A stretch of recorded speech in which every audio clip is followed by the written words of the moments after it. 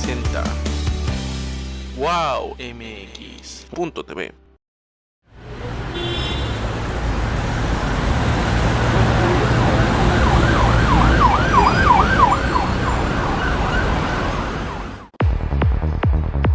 Si yo fuera servidor público.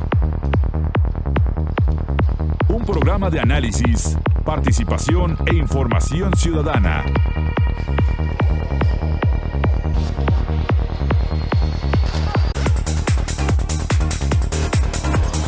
Si yo fuera servidor público.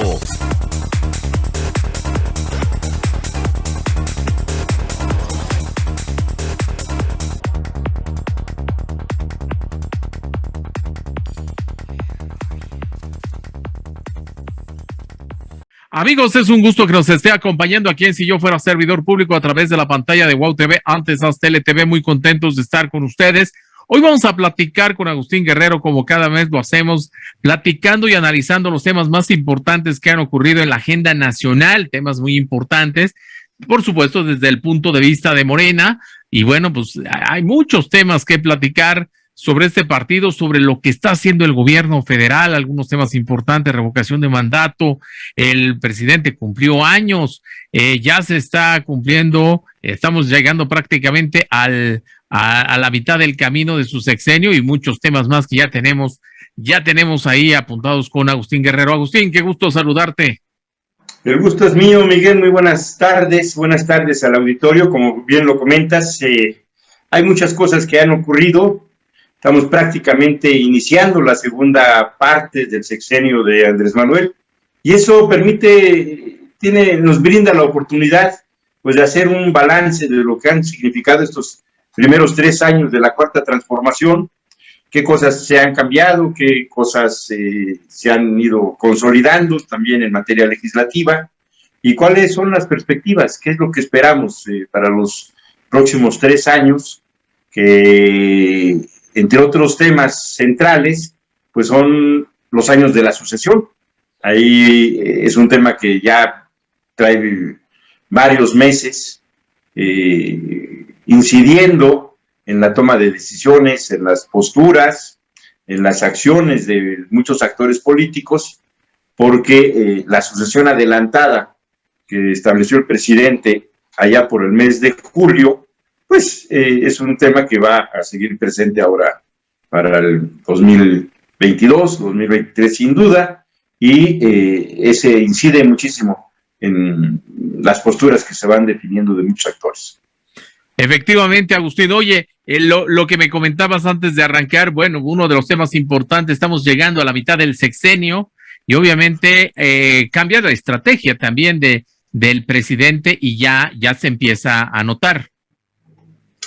Sí, mira, yo creo que el gobierno de Andrés Manuel se ha caracterizado porque la coalición gobernante que se construyó para ganar ampliamente el 2018, en lo general se ha mantenido, se ha sostenido. Es mínimo los actores que han roto con la Cuarta Transformación. Yo creo que los podemos contar con los dedos de una mano. Son muy ruidosos, pero su incidencia social, su incidencia política es muy limitada. Por ejemplo, la senadora Lili Téllez, que llega al Senado como parte de esta coalición, sin ser de Morena, se le brinda un espacio, representa una postura distinta en ese momento, y bueno, se le da la posibilidad de ser senadora de la República, y al paso del tiempo, pues resulta que rompe, que no coincide ya, tiene la honestidad intelectual de decir yo ya no coincido, y nos vemos. También eso se vale, ¿no? Pero su representación social de ella, pues es muy limitada. O sea, la verdad es que claro, no es una gran pérdida, digamos. Está el caso de Germán Martínez. Germán Martínez igual, se integra al movimiento hasta el 2018, en el mes de marzo del 2018, y de igual manera pasa a ser parte del Senado, por el grupo parlamentario de Morena, y recién el presidente toma poder en diciembre, lo nombra, lo propone como director general del IMSS, y deja el Senado, se va director general del IMSS, y pues que dura medio año al frente del Seguro Social, renuncia, regresa al Senado y bueno, ahí está. Y ahora ya en este último tramo renuncia al grupo de Morena, se junta con otros senadores, arman un grupo independiente, pero igual, o sea, ¿cuál es la incidencia política de Germán Martínez hoy en la sociedad mexicana? Pues es mínima, o sea, yo creo que en su momento tuvo una representación importante cuando llegó a ser presidente del PAN, y por esta razón, de esta amplitud de la alianza que se construyó para el 18, pues estos actores pues permitían generar una interlocución más allá de los sectores de izquierda progresista, y darle una estabilidad y una gobernabilidad al proyecto. Otros actores que no son de Morena, que se han mantenido muy polémicos, muchos de ellos, como Manuel Espino, por ejemplo, que ahora levanta la mano porque quiere ser candidato a gobernador en Durango. Otros como Esteban Moctezuma, por ejemplo, que es de un grupo, de un equipo que comanda el dueño de TV Azteca, Ricardo Salinas Pliego. O sea, de ahí mismo es Lili Telles.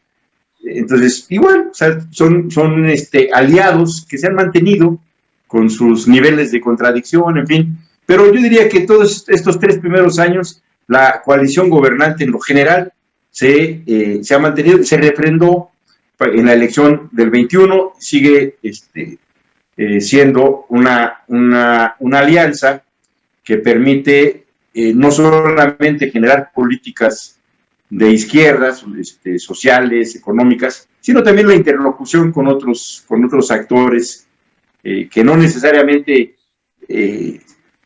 simpatizan con la Cuarta Transformación, pero que se puede establecer diálogos. Era la función, por ejemplo, de Alfonso Romo con los empresarios, ¿no? De ir platicando con ellos varios temas y buscar generar consensos, o que las opiniones de los empresarios se pudieran reflejar en políticas públicas. Oye, pero Alfonso Romo sigue con la 4T, digo, a lo mejor no ya oficialmente, pero ¿es cercano o ya no? No, sí, sigue con la 4T, sigue con la 4T, solo que el rol que tenía me parece que se ha agotado. O sea, en estos primeros 3 años, digamos, hay 4 grandes prioridades del gobierno de Andrés Manuel. Primero, darle un sello de un gobierno honesto, de un gobierno honrado, un gobierno austero y un gobierno transparente, digamos. Trata de colocar esa narrativa Andrés Manuel, ¿no? ¿Lo ha logrado o no en estos 3 años? Ese es un tema para evaluar, pero esa es una preocupación central del gobierno de Andrés Manuel, donde el eje de esos 4 lineamientos es el combate a la corrupción. Andrés Manuel ha insistido que nada le hace más daño, nada le ha hecho más daño a nuestro pueblo que la corrupción de los gobernantes, la corrupción desde el gobierno. Y entonces se propone enfrentar la corrupción. Yo creo que el presidente es un hombre honrado, no tengo la menor duda. Es un hombre honesto, es un hombre franco, sincero, pero eso no significa que el conjunto del gobierno pues ya no haya corrupción, ¿no? Él no la alimenta, no la fomenta, como se hacía en el pasado, pero me parece que hay muchos nichos todavía en la administración pública pues que requiere una apretadita en contra de la corrupción. Pero ahí hay un sello en esta política de Andrés Manuel. El otro gran eje es la política social, que desde un principio se ha procurado que sea una política que tenga su asiento en la Constitución o en las leyes, que sea un derecho de los ciudadanos el acceso a recursos públicos a través de pensiones, de becas, de apoyos, ¿no?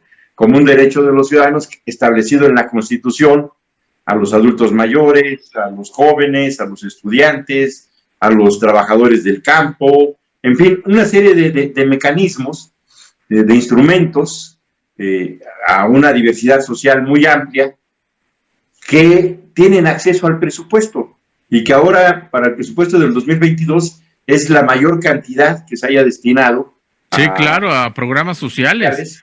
Sí, a sectores sociales, ya como un sello, pero no como un asunto de estado de ánimo del presidente, de hoy amanecí de buen humor y entonces vamos a darle becas a tales sectores, sino en el asiento constitucional. O sea, muchos de estos programas son políticas públicas que tienen como base un derecho ciudadano, se establece como un derecho ciudadano, y por lo tanto los diputados están obligados a garantizar los recursos para esas políticas públicas.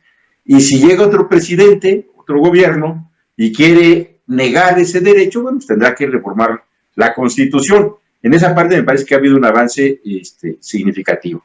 Luego tiene otro conjunto de temas, que son las obras que pretende darle un sello a lo que el gobierno de Andrés Manuel construyó durante su sexenio, ¿no?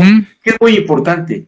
No por eso, sino en general, porque dinamiza la economía, o sea, que el gobierno destine recursos, una cantidad significativa de recursos para la construcción de obras, carreteras, hospitales, puertos, aeropuertos, todo eso, genera una sinergia económica importante, de empleo, de salarios de mejor calidad, de una ampliación del mercado interno, en fin.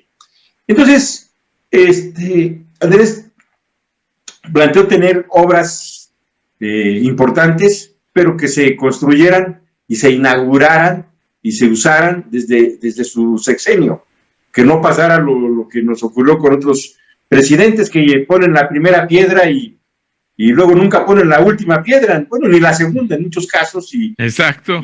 Y ahí quedan, son obras a mal hacer, de corrupción, porque las pagan a sobreprecios, las pagaron a sobreprecios, y entonces hay un paquete de obras que todos hemos sido testigos, el énfasis que el presidente ha puesto en ella, porque todos los lunes le dedica 20 minutos a ver los avances, cómo va la refinería, cómo va el aeropuerto, cómo va el Tren Maya, cómo va lo de Chapultepec, en fin, le dedica todos los lunes algo que no se hacía, porque decía yo, con los otros presidentes se ponía la primera piedra y ya, ¿qué pasaba la segunda semana? ¿Quién sabe? ¿Quién sabe? La tercera semana, el mes, y a veces por ahí decían, bueno, vamos a inaugurarla, y la mayoría de las veces, como el tren suburbano del Metro Observatorio a Toluca, pues lo iba a inaugurar Peña Nieto, ya se fue.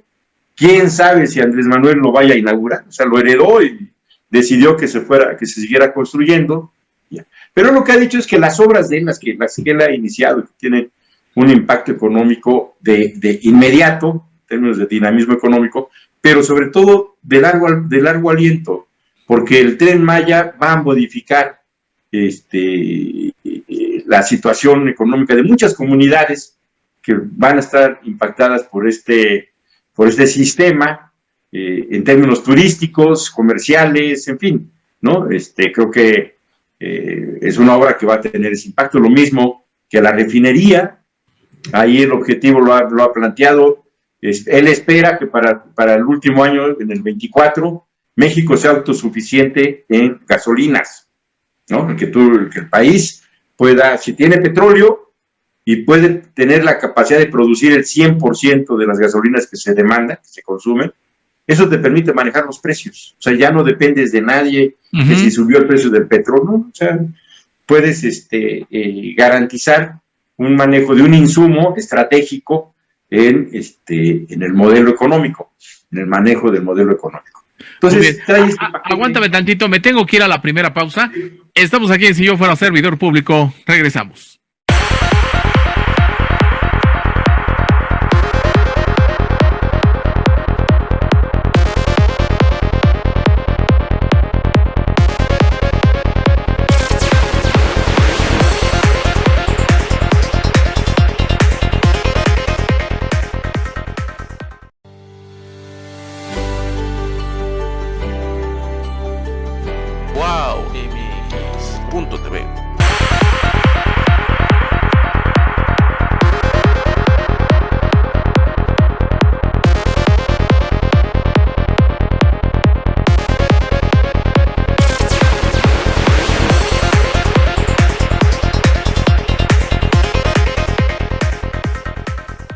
Estamos de regreso aquí en Si Yo Fuera Servidor Público a través de la pantalla de WOW TV, antes Haz TeleTV, platicando con Agustín Guerrero. Bueno, sobre lo que ha sido esta mitad del camino de el gobierno del presidente de México, Andrés Manuel López Obrador, claros, oscuros, obviamente, donde en todo sexenio hay, pero nos está hablando de algunos puntos importantes que ha habido.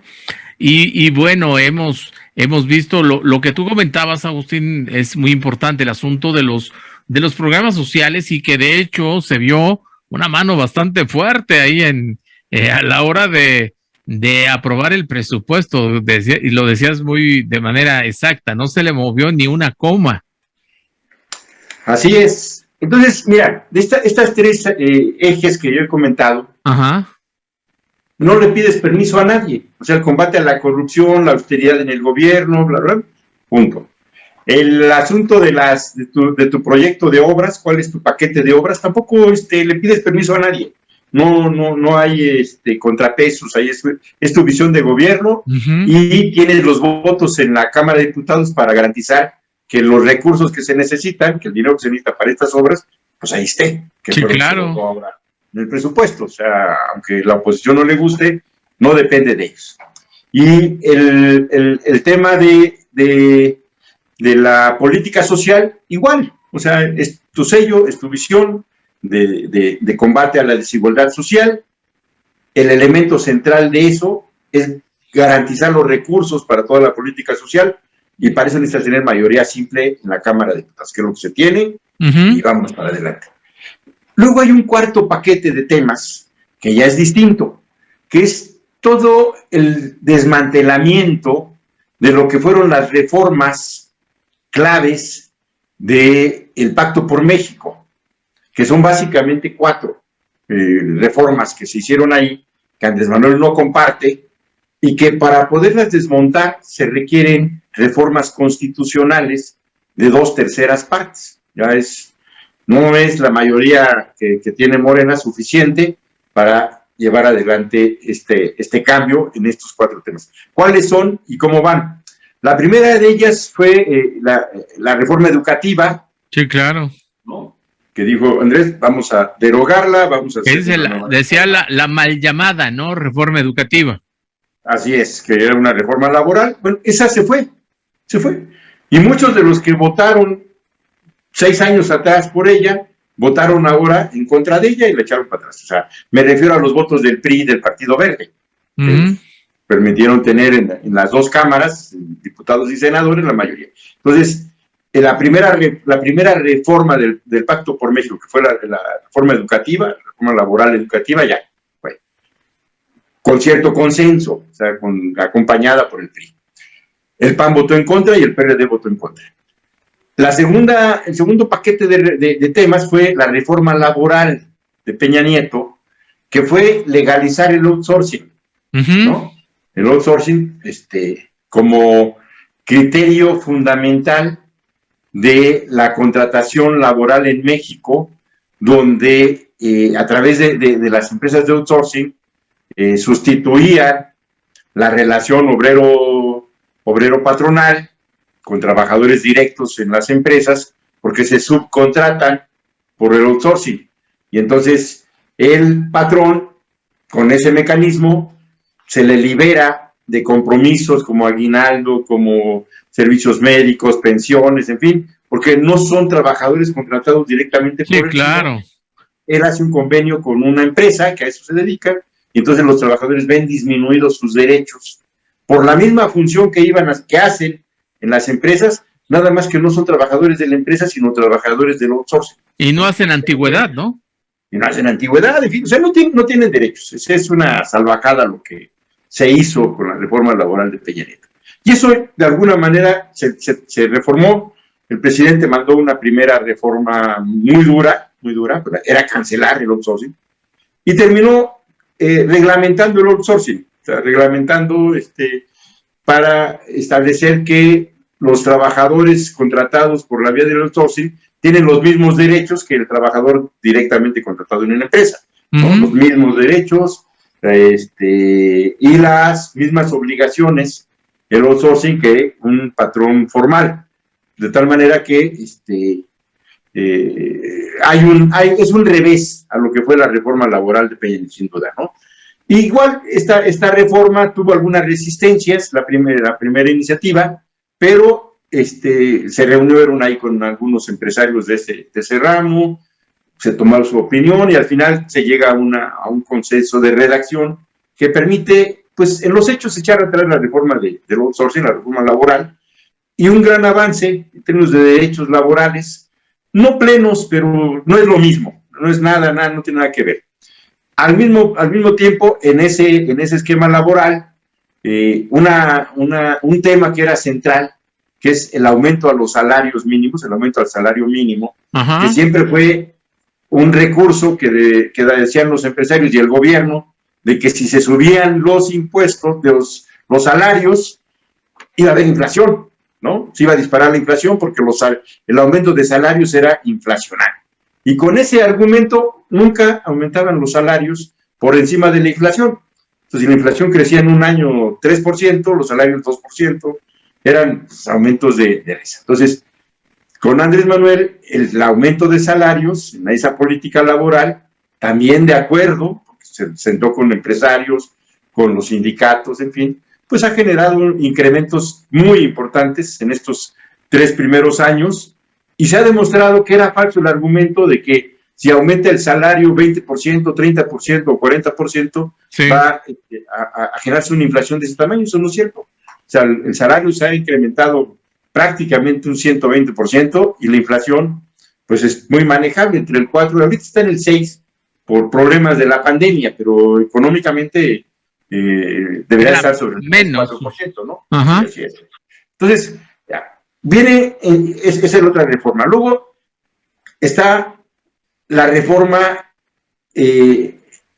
eléctrica, que tiene que ver con este paquete de Pemex, CFE, toda la reforma en el sector energético que se hace con Peña Nieto, y que Andrés Manuel plantea igual una reforma de consenso trabajada con actores, con empresas que se beneficiaron con esta reforma de Peña Nieto, ¿no?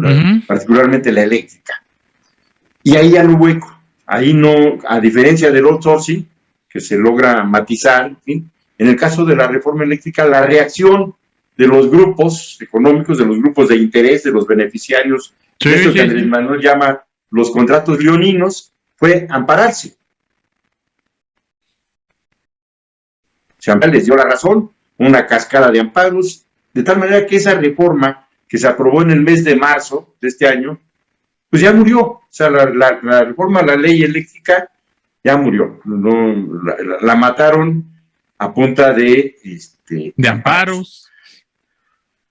De amparos. ¿Cuál es la reacción del presidente ya para esta segunda etapa? Porque yo digo, la primera etapa se caracteriza con un Andrés Manuel que tiene muy claro de qué se trata la cuarta transformación, pero que tiene la voluntad de que a las resistencias, quien tiene resistencias, vamos platicando, o sea, vamos a escuchar tus puntos de vista, en fin, y si no son sustanciales, se pueden integrar, como fue el asunto de la reforma educativa, que recoge matices, el asunto de la reforma laboral, que recoge matices, en fin, ¿no? En el caso de la reforma eléctrica, de la ley eléctrica, la reacción es, ¿no? Cero. Y también la reacción de Andrés Manuel es una postura de endurecimiento, ¿no? Ya, bueno, entonces, si no, yo quería que hiciéramos esta reforma bien platicada, de consenso, ¿no? Que cambiáramos los términos con aceptación de ustedes, pero si no hay ese ánimo, si se van a amparar, bueno, entonces ahora vamos por una reforma constitucional. Nada más que la reforma constitucional requiere 2/3 partes y Morena no los tiene. Pero ahorita vamos a esa parte de cómo, si sale o no sale. Y está el tema de la reforma al Poder Judicial, Miguel, que es muy interesante. De los 3 poderes, en 2 de ellos Morena no tiene que pedirle permiso a nadie para hacer cambios, que es el Poder Ejecutivo. Se han hecho muchos cambios en el Poder Ejecutivo. Se cambió toda la ley orgánica de la administración pública, en fin, hay muchos cambios, muchos. En el caso del Poder Legislativo, igual, Morena tiene mayoría en las 2 cámaras, ellos dicen que llegando hicieron también un ajuste de austeridad, en fin, que desaparecieron un conjunto de de órganos que eran innecesarios en la Cámara de Diputados particularmente, pero a lo que voy es que Morena tiene ahí la mayoría como para que las cosas salgan en el sentido que los legisladores de Morena quisieran. En el caso del Poder Judicial, no. El Poder Judicial es distinto, tiene una composición que viene de atrás, de lejos incluso, no solamente de atrás, de bastante lejos. Sí, los exacto. magistrados son gente que puede estar en el cargo hasta los 60 años, entonces si a ti te eligen a los 40, pues vas a estar 20 años y no hay problema. Y ya le hiciste, entonces, ¿no? lo mismo el Consejo de la Judicatura. Uh-huh. Sí. ¿Qué dice ahí, Manuel? Bueno, el Poder Judicial está corrompido, en México la justicia se vende al mejor postor, el Poder Judicial está corrompido con grupos de interés, algunos de cuello blanco y otros de cuello negro, ¿no? Hay muchas prácticas. Y eso no gustó en su momento escucharse, ¿no? No, y entonces lo plantea y dice, bueno, vamos a reformar el Poder Judicial, pero vamos a reformarlo de la mano de los magistrados, de la mano de los ministros, o sea, vamos a hacerlo un buen plan, ¿no? Igual, escuchando qué piensan, qué opinan, y entonces hacen una reforma a la ley de la Suprema Corte, a la ley del Poder Judicial, y propone Andrés Manuel que para operar toda esa reforma se le amplíe el plazo a Arturo Saldívar, 2 años. La famosa ley Saldívar, que genera una polémica.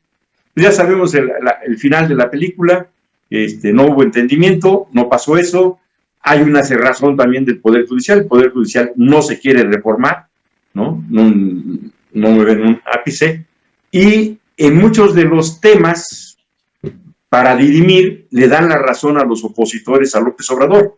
Los temas de amparo en materia energética le dan la razón. Y el último, que es la gota que derrama el vaso, es la decisión de la Suprema Corte de declarar inconstitucional una de las reformas de Andrés Manuel que señalaba que es delito grave el uso de facturas falsas, ¿no? Quien se dedica a hacer fraudes con facturas falsas ameritaba la cárcel. La Suprema Corte declara que no, que eso es inconstitucional y que no lo merece. Y entonces se rompe, yo tengo la impresión, a partir de ese momento se rompe toda interlocución de llevar adelante una reforma con el Poder Judicial en buenos términos. Yo ubico ahora ya, para la segunda parte del periodo de Andrés Manuel, un endurecimiento en la postura política de Andrés, una mayor concentración en la toma de decisión, un solo operador, que es el secretario de Gobernación, Adán Augusto, López Hernández, que es de todas las confianzas de Exacto. Andrés Manuel. Antes de Adán Augusto había operadores por temas. Entonces, Olga Sánchez Cordero tenía algunos temas, Julio Scherer, desde la Consejería Jurídica, trabajaba la interlocución con el Poder Judicial y con los órganos autónomos, con el INE, con el Tribunal. En fin, o sea, había una romo con los empresarios, y me parece que ahora esa parte ya fue, o sea, esa etapa ya concluyó, lo que se avanzó, y ahora lo que viene, que son el desmantelamiento de las reformas del Pacto por México, que implican mayoría absoluta, y partiendo de que Morena no tiene esa mayoría absoluta, hay que construirlas, hay que construir esa mayoría. A ver, nos quedamos en ese punto y vamos a la siguiente pausa. Regresamos aquí en Si Yo Fuera Servidor Público.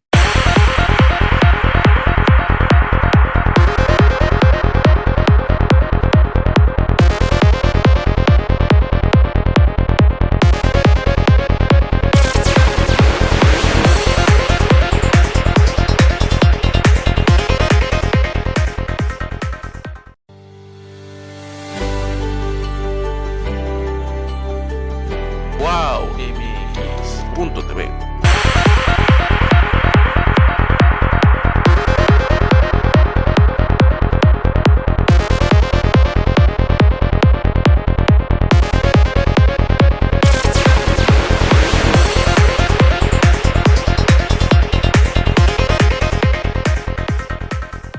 Estamos de regreso aquí en Si Yo Fuera Servidor Público a través de la pantalla de Wow TV, antes Aztele TV, platicando con Agustín Guerrero.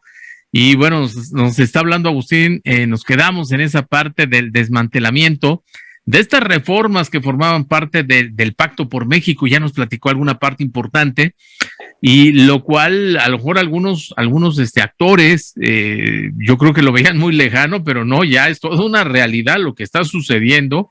Y lo que decías bien, Agustín, era el asunto del endurecimiento de la postura del presidente, obviamente pues por las facultades mismas que le da la Constitución, la mayoría que tiene. Y bueno, creo que está en un muy buen momento también el presidente, también hay que decirlo. Bueno, sí, se juntan varias situaciones. Al final es una conjugación de circunstancias. Lo cierto es que lo que la oposición logró avanzar para la elección de junio de este año, que logró ganar una representación poco mayor a lo que venía en el 18, desde mi punto de vista no trascendió políticamente. O sea, tienen más diputados, punto, nada más. No hay una oposición con una agenda, con un programa, con un liderazgo que sea un contrapeso real al presidente. Al contrario, yo creo que se ha ido desdibujando la filtración esta del presidente del PAN, de Marco Cortés, diciéndole a los panistas, a ver, pues la verdad es que solamente Aguascalientes la podemos ganar, todo lo demás está perdido, ¿no? Deja ver. Que no dijo una mentira también, hay que decirlo, mentira, ¿no? Pero eso no se puede decir. Ajá, eso, sí, eso claro. Ni en sueños lo podía haber dicho, ¿no? Ajá. Entonces, comete un error de primaria, pero está diciendo una verdad, y de ese tamaño son las expectativas del principal partido de oposición, que es el PAN. Porque bien comentábamos hace rato, en el caso del PRI, está como la canción de los elefantitos, ¿no?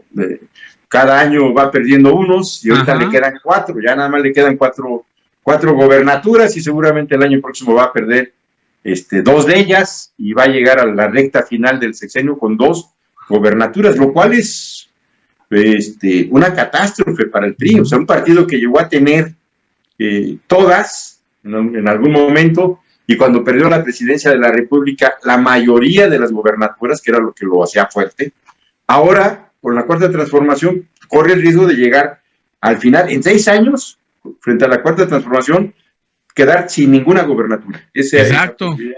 Está ahí. Pero bueno, entonces, decía yo ubico que en esta segunda etapa viene un endurecimiento por parte de Andrés Manuel, queda una reforma, esta energética, del Pacto por México, y hay 2 reformas que le interesan al presidente: la reforma del régimen político, la reforma político-electoral, y la reforma de la Guardia Nacional, una reforma para integrarla como una cuarta arma de la Secretaría de la Defensa Nacional.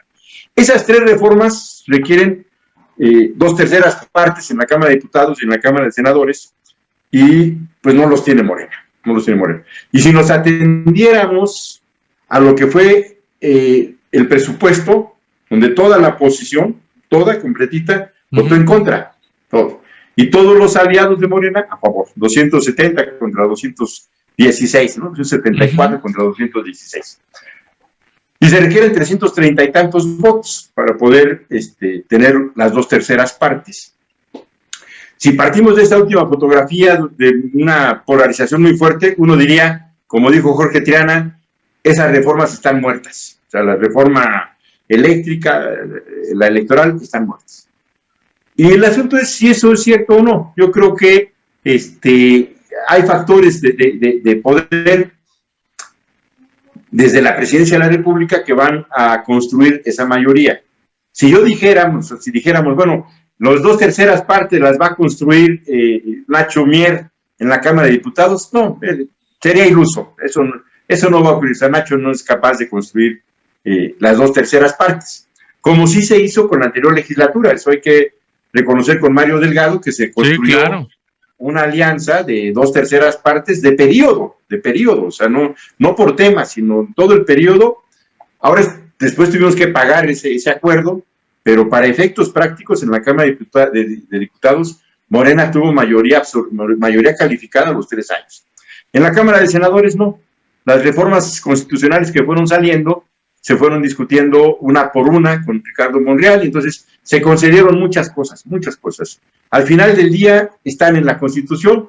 Uno de esos temas es la revocación de mandato, o sea, para que estuvieran en el artículo 35, se cedieron muchas cosas. Ahí está la revocación de mandato, pero esa revocación de mandato tiene muchos chipotes, pero fueron necesarios para tener los 2 tercios, ¿no? Claro.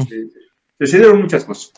Entonces, Ricardo puede construir una mayoría de 2/3 partes para el tema de la reforma energética, que no le cambie una coma. No puede. O sea, no puede. O sea, es muy hábil, pero... O sea, porque el presidente está en la postura de que esa reforma sale igual que el presupuesto, sin moverle una letra, así como está. La aprueban o la rechazan, ¿no? Y entonces, ¿quién tiene la posibilidad de construir esa votación de la reforma eléctrica?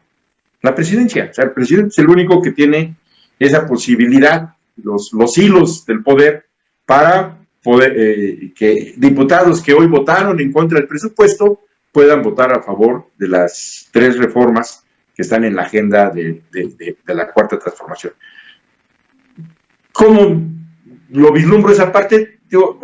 Es efectivamente endurecer la postura de Andrés Manuel en términos de que les gusta la reforma, apóyenla. No les gusta, está bien, pero asuman las consecuencias de esa, del votarlas en contra, del no acompañarlas, ¿no? Y en el camino, el tema de la revocación de mandato, que se ha ido ajustando, que iba a ser el 27 de marzo y ahora va a ser el 10 de abril, puede generar un escenario de un amplio respaldo al presidente con una participación muy fuerte, muy importante, y creo que nadie tiene dudas de que le sacaría más del 80% del respaldo. O sea, creo que el 60% que trae todavía puede crecer hasta el 80%, y una participación muy distinta a lo que le apuesta la oposición, porque la oposición en ese tema ya se declaró en huelga, manos caídas, no mueve un solo dedo, no le interesa, más bien le interesa que no se haga la revocación de mandato. El ejercicio le está haciendo vacío, le va a seguir haciendo vacío, pero aún con todo yo ahora que he estado recorriendo y platicando con gente de muchos estados sobre el tema, creo que va a salir, y va a salir con mucha fuerza, va a salir con mucho, porque la gente lo trae adentro, de que ahí se está jugando la consolidación de la Cuarta Transformación. Entonces, ese poder de un respaldo ciudadano en una consulta como esta de revocación de mandato, donde Andrés Manuel en su cálculo va por arriba del 80%, también modifica la correlación de fuerzas políticas, no de números, porque los diputados ya están, esa correlación ya no cambia, pero sí cambia el estado de ánimo, sí cambia el contexto, sí cambian las condiciones. Si el año próximo, en el primer semestre, se hace una consulta con una participación alta y un respaldo fuerte a Andrés Manuel, y luego en junio Morena gana 5 de las 6 gobernaturas, la reforma energética, esa reforma eléctrica que está planteando, sale en el segundo semestre del próximo año. Sí, no claro, pasa porque pasa. Pasa porque pasa, no va a salir ahorita, eso me queda claro, que de aquí a marzo no va a salir después de las elecciones, porque las elecciones ordenan las cosas. Entonces, en la elección, los priistas van a un cierre de sexenio con un partido en extinción, muchos de ellos, me parece que pueden tomar una decisión distinta. Entonces, observo una segunda parte del periodo de Andrés Manuel, ya con una postura más dura, un poco así como yo quería hacer unos cambios con consenso, acompañamiento, en fin, ¿no? Con escuchando las voces, y no quisieron, se ampararon, el Poder Judicial se alejó, se cerró, se enconchó, y bueno, pues entonces ahora vamos a rajatabla, vámonos de frente, con un secretario de Gobernación que concentra todos los temas y la interlocución. Y yo conozco muy bien a Adán Augusto, y es una réplica de Andrés Manuel. O sea, Adán Augusto no tiene ¿cómo te diré? El perfil de mayor interlocución que tenía Julio Scherer, en fin, o sea, es muy predecible la actitud de Adán. Ajá. En términos esta es nuestra postura y no está en negociación. ¿Les gusta? Adelante. ¿No les gusta? Bueno, está bien. No les gustó ya, no pasa nada, pero no se va a conceder nada.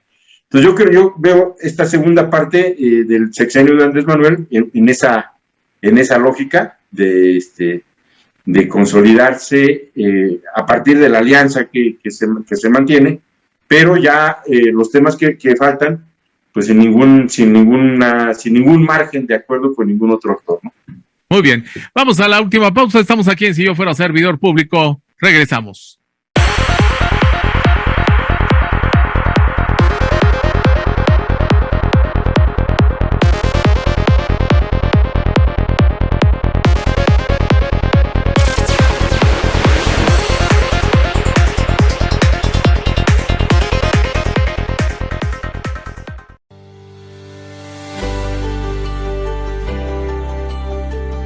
WowMX.tv.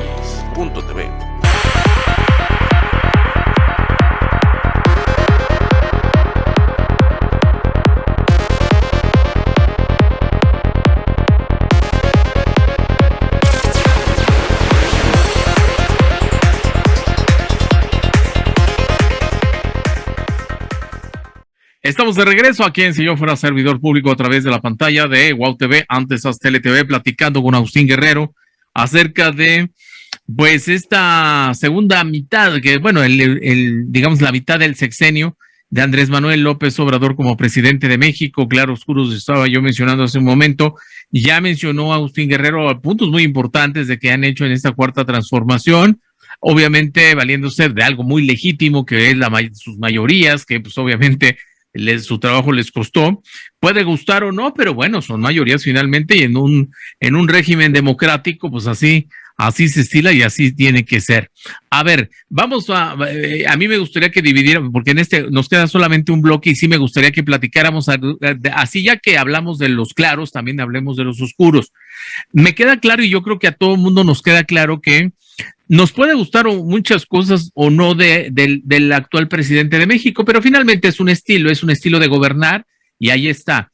Pero, a ver, dentro de los oscuros, yo digo que hay oscuros con nombre y apellido en esta cuarta transformación.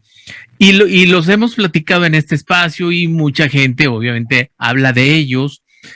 Y me estoy refiriendo, por ejemplo, en el caso, yo te preguntaría, en este sentido, lo bueno, no lo bueno, pero los errores, porque finalmente creo que son errores de Manuel Bartlett, errores de López-Gatell, porque sí, ha tenido varios errores el señor López-Gatell, errores de gobernadores, errores de candidatos, Félix Salgado Macedonio, por ejemplo, que claramente se ve, digo, yo sé que legalmente él no puso a la hija, pero bueno, ya en la práctica, pues se ve claramente, y así podemos nombrar muchos.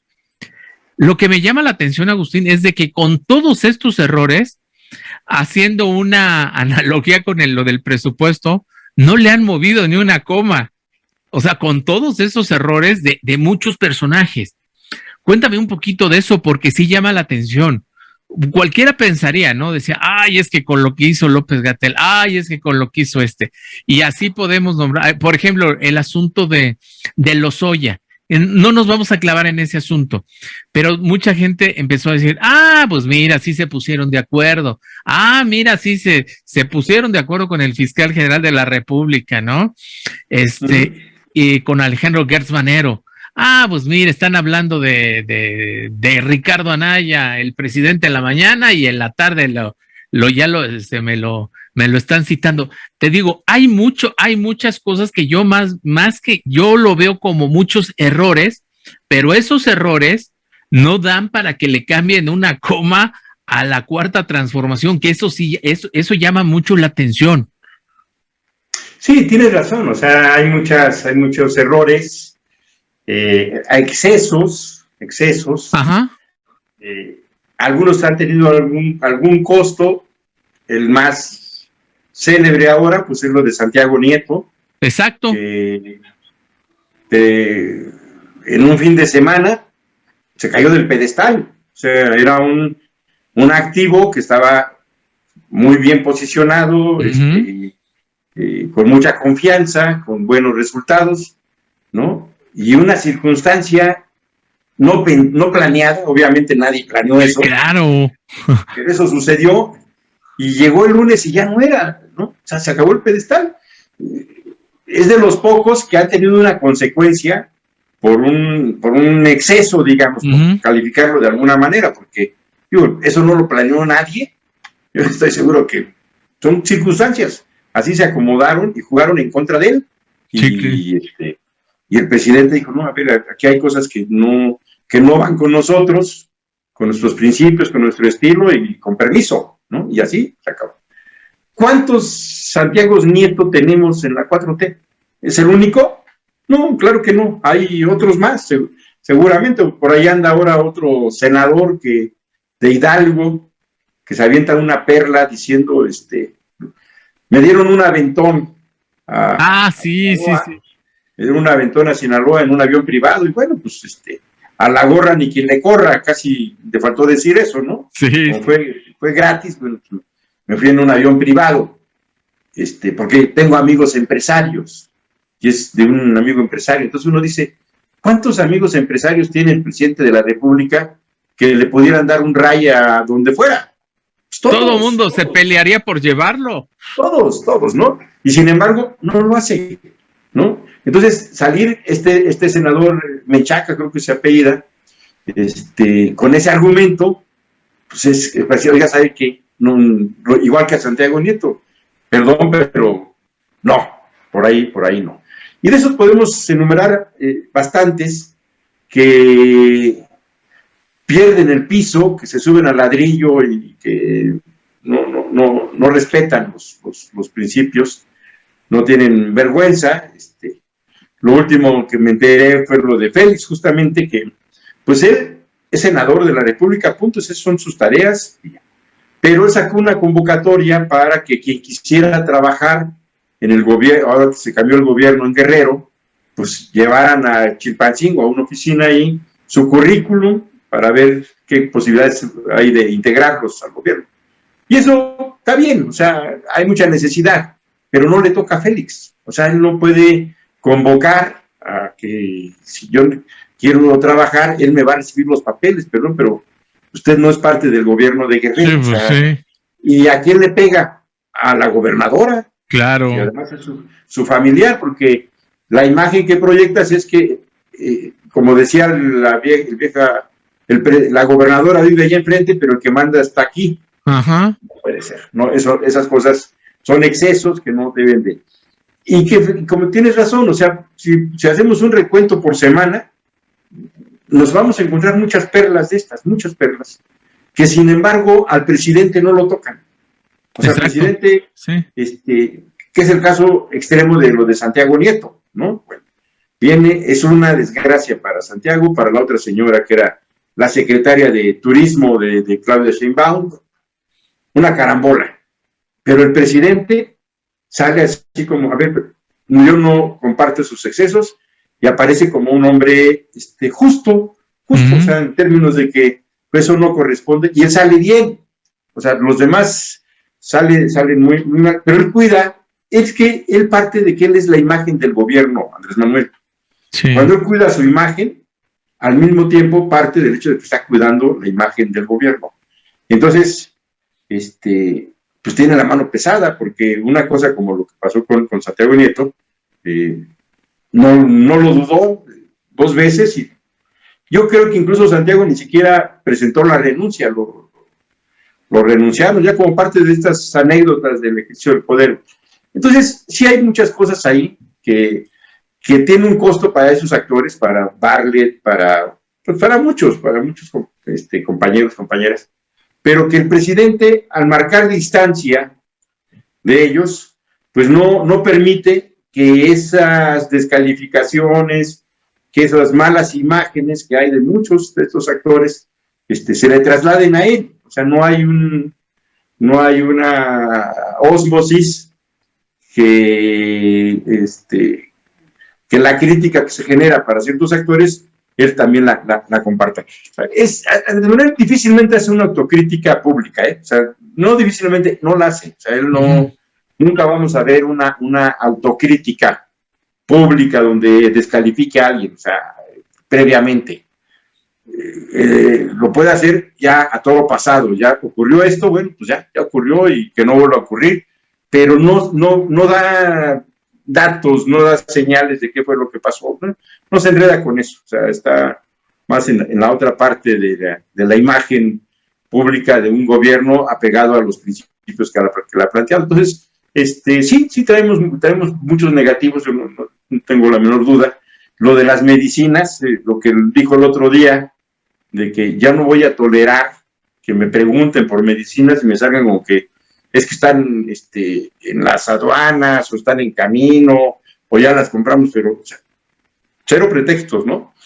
Y ahí me parece que está la cabeza de Juan Ferrer, del INSABI, que es responsable de eso, de Gatell, que es el subsecretario, y del propio secretario, por sí, claro, que tenga Andrés Manuel. Y tiene claro Andrés Manuel que ahí hay un problema en el abasto de medicamentos. Sí, hay un problema real. O sea, luego se politiza de que los niños con cáncer, todo eso, o sea, pero sí hay un problema de desabasto en muchos lugares. Entonces, el diseño que se hizo de concentrar a través de la oficialidad mayor la compra de medicamentos en todo el país, pues ya pasaron 3 años y no ha funcionado. O sea, eso es real. O sea, y lo que había antes, que pudo haber sido muy malo, muy corrupto, en fin, pero no faltaban medicamentos, que estaban a sobreprecio, sin duda, pero no faltaban medicamentos. Entonces, ¿para qué cambio un modelo si no tengo otro? O sea, uno que me garantice la totalidad, la cabalidad de los medicamentos que se necesitan. Sí tenemos un problema de insuficiencia, que hasta donde sabemos se sustituye o no se permite que avance más, porque los gobiernos estatales también están comprando ya medicamentos. O sea, sí, claro. Al final del día son niveles de gobierno que también reciben reclamos y dicen, bueno, pues puede faltar medicamentos en el estado de al lado, pero en el mío no. Entonces, a ver, vamos a comprar medicamentos, no me voy a esperar a que Juan Ferrer lo resuelva o a que Gatell lo resuelva, ¿no? Vamos a resolverlo también aquí, y eso ya está ocurriendo. Entonces, el modelo del INSABI, acuérdate que fue, todos los gobiernos estatales aceptan que a través del Instituto para la Salud y el Bienestar, el INSABI, se iban a hacer todas las compras y todas las contrataciones del sector salud. Los gobiernos del PAN dijeron, no, nosotros no, ni Querétaro, ni Aguascalientes, creo que tampoco Guanajuato, pero en general todos los demás le entraron al INSABI. Llevamos 3 años y lo cierto es que el modelo no está bien, o sea, no está funcionando, y creo que no te puedes esperar otros 3 años a ver si ya ahora sí va a funcionar. Tienes que, creo, resolverlo de otra manera, y eso es una responsabilidad del Ejecutivo Federal, ¿no? Del secretario de Salud, y creo que si esa es una crisis que se prolongue para el próximo año, pues alguien está sobrando, ¿no? Alguien no está haciendo bien su trabajo, y hay que ir por alguien que sí lo pueda hacer. Agustín, te agradecemos mucho tu participación, como siempre, aquí en Si Yo Fuera Servidor Público. Muy interesantes los conceptos, y estamos en comunicación dentro de un mes, porque seguramente todavía va a haber muchos temas que se van a ir dando antes de que termine este año. Así es, Miguel. Te mando un abrazo, un fuerte abrazo, un abrazo al auditorio, y estamos en contacto. Ándele, pues, muchísimas gracias, Agustín, y gracias a todo este gran auditorio que nos acompañó en Si Yo Fuera Servidor Público. Quédese en la programación de la televisora. Nos vemos. WowMX.tv